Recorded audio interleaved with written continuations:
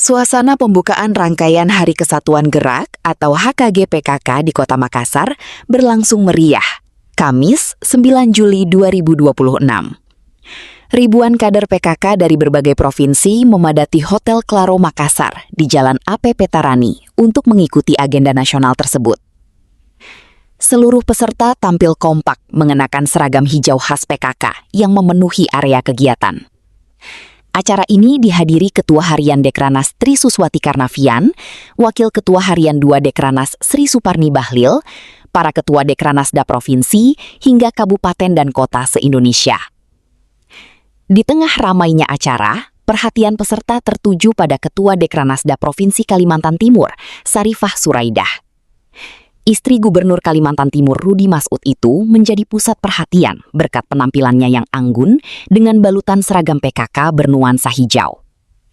Banyak kader PKK rela mengantre demi bisa berfoto bersama Sarifah. Dengan senyum ramah, ia melayani permintaan swafoto satu persatu sambil sesekali berbincang dengan peserta dari berbagai daerah. Sosok Sarifah memang sudah dikenal luas.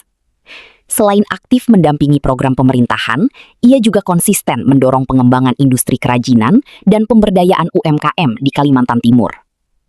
Penampilannya yang elegan bahkan membuat sebagian masyarakat menjulukinya sebagai Noni Belanda. Tahun ini, peringatan HUT Dekranas ke-46 mengusung tema Cinta Kria Berkelanjutan, Perajin Mendunia. Selama 5 hari penyelenggaraan, peserta akan mengikuti pameran kria dan wastra, workshop, talk show, pertunjukan budaya, hingga berbagai kegiatan interaktif yang melibatkan pelaku UMKM dari seluruh Indonesia. Tak hanya menjadi ajang silaturahmi, kegiatan berskala nasional ini juga membawa dampak ekonomi yang besar bagi Sulawesi Selatan. Kepala Dinas PMD Sulsel, Muhammad Saleh, menyebut hampir seluruh hotel di Makassar telah penuh dipesan.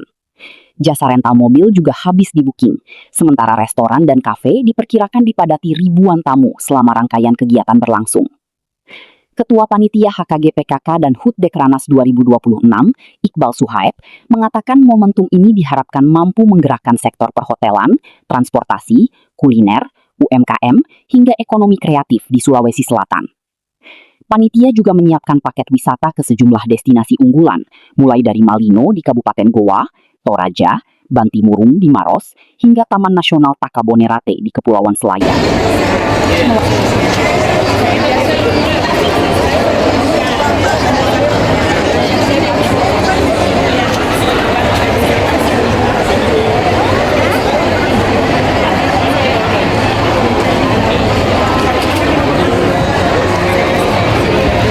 Download Tribun X sekarang, menghadirkan lokal menjadi Indonesia.